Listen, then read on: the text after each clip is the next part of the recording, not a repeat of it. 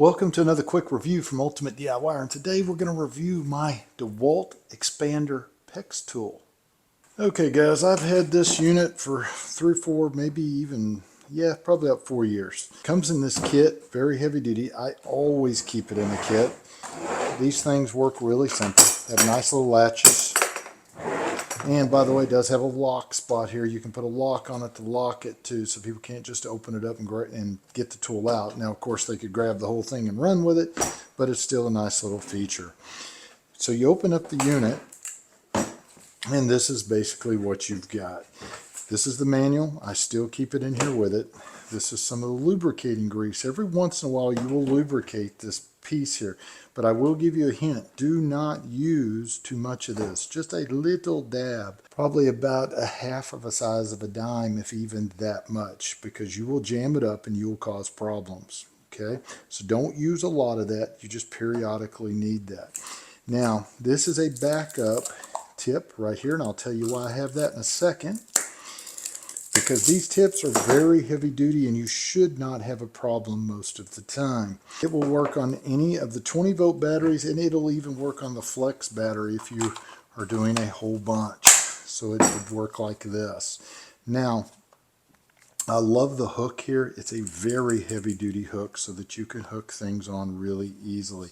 A nice trigger mechanism. I have big hands and it fits me very well.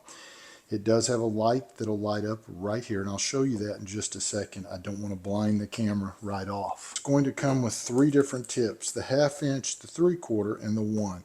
I will tell you the 1/2, 3/4 are the ones that you are going to use the most, half probably being most of the time if you're working in the residential industry.